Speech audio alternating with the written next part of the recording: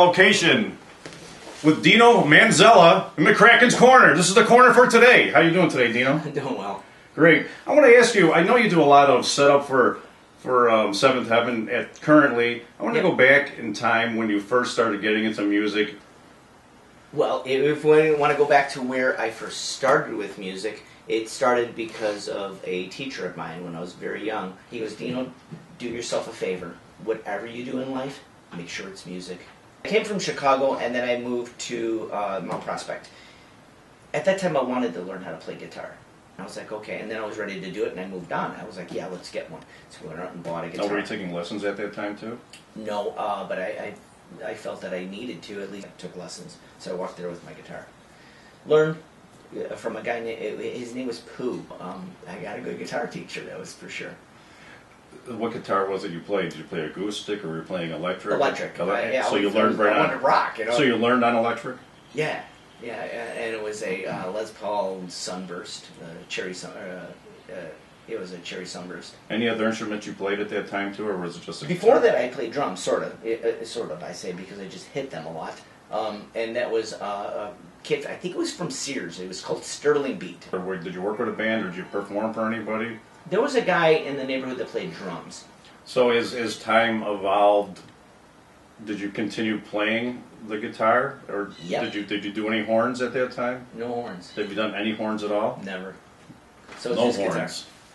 guitar. But the guitar actually turned into where I played in a band through the 80s, and the band's name was Afternight, and we played clubs. McGreevy's was one of their best clubs. What kind of music was it? It was 80s rock, Scorpions. Was it all covered? You guys All covered. Well, no, we did originals, but we did a lot of covers.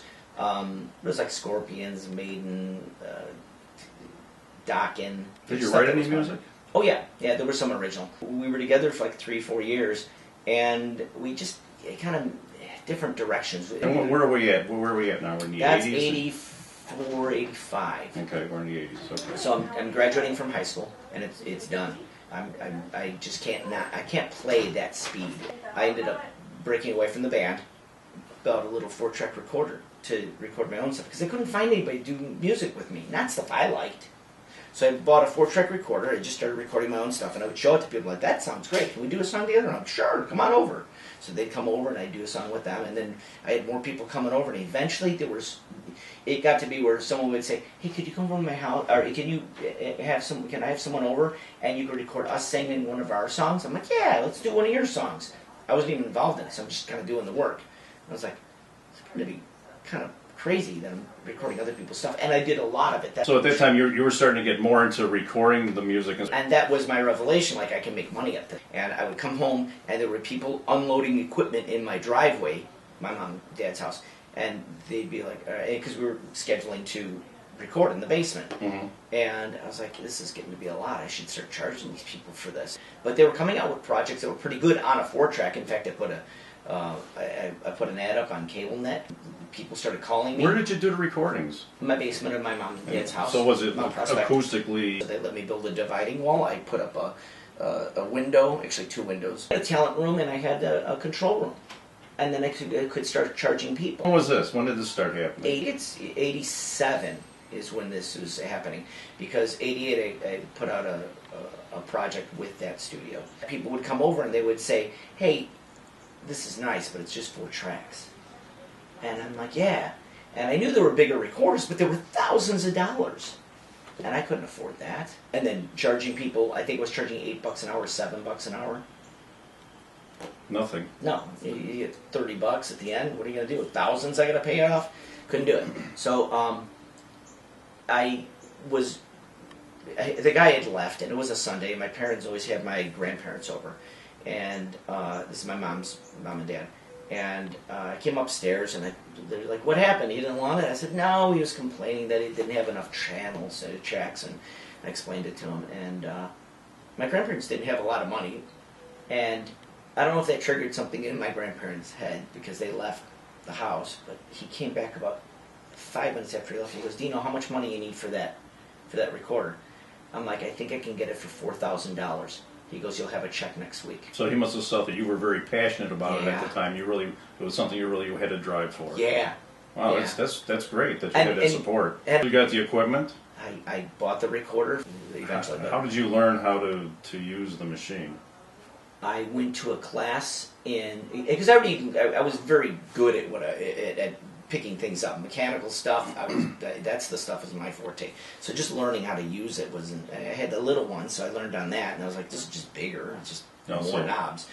But then I wanted to get some kind of a schooling under my belt, so I went to a place called ETC Music in Wheaton, and I took lessons over there on recording engineer. That's about the time I met Richie. Okay.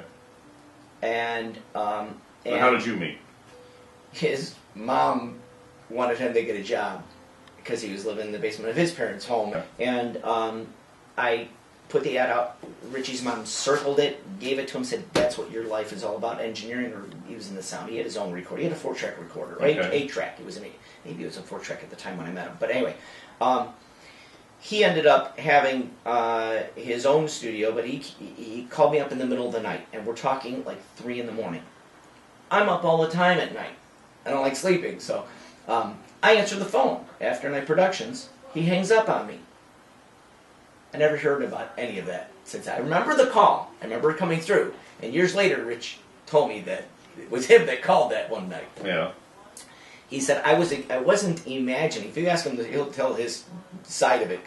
But I remember him saying that he wasn't imagining that anyone would pick up the phone at that time in the night. I wanted to find out what the place was all about. Maybe there was some information where it's located. Like, yeah, I need a recording engineer. You'd be surprised. A lot of very successful businesses started in somebody's garage or basement. They a lot of them. You have to. I mean, why do you want to put money toward an overhead that you're not going to utilize? It didn't make sense to me.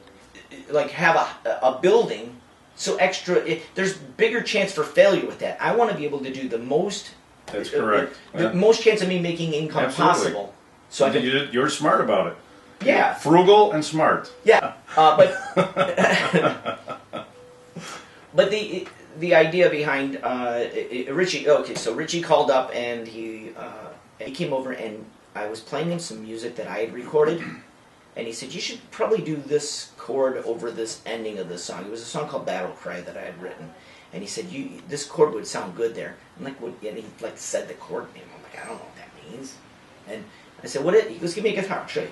And I played it, and he played the part. I'm like, "Oh my gosh, it sounds great there." I realized that guy knows a lot about music, and I saw what he was doing. He liked what I was doing. I had a bigger recorder. He had either a 4-track or an 8-track. I think he had a 4-track at the time. He ended up working at my studio, just with some projects with me. We did a Christmas cassette release together, and he and I engineered that. That was just pro bono. We did it because of the love of it. It was for the homeless people in Chicago. Oh, very nice. I mean, there were a lot of recording studios at the time, and there was a lot of home recording gear that was hitting at the time too. And I wanted to make it bigger. So the landscape changed. All the home recording gear hit eventually. But before that happened, I did move out to Chicago. I had a place on Hubbard Street in Chicago. I had a recording studio there, and I loved it. I hated Chicago though, but the vibe was cool. And then at that time, I also picked up a building in Melrose Park for rehearsal spaces because I knew that was money. So you were expanding it. Oh yeah, totally. You're expanding. Okay. So rehearsal spaces was the next step. I was like, I can make. Are we in the 90s now? Where are we at? We are 88, 90. Yeah, right. Close to 90. the 90s. Okay. And maybe 91. It might be a little bit further on. So you had quite an advancement from 85 to 90. Oh yeah. I mean, that's where you started to really hit my your parents stride. were very supportive to it. I remember. That's a blessing when you have that in your family. Oh, it absolutely. really is. Yeah. Yeah.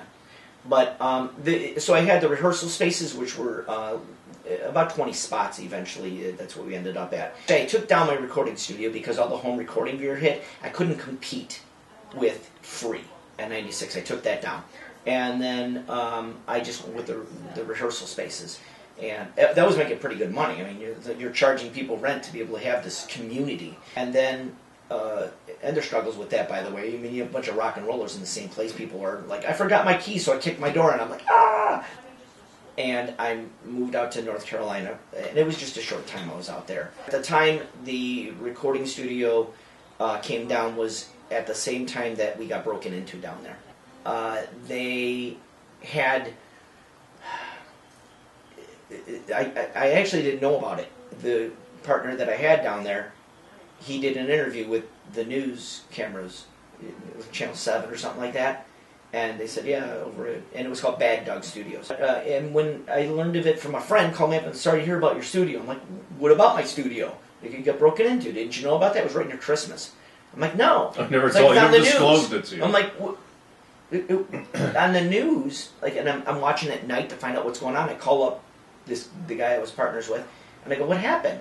And he goes, yeah, we got broken into. And I said, what did they take? I don't know, I'm still going through it all. I'm like, why didn't you call me? Because I haven't had time. I said, you had enough time for the news crews to come by, call to me, my equipment too. And so it was a little rough for me, and I was like, I don't trust this now. Yeah. I said, I'm moving out.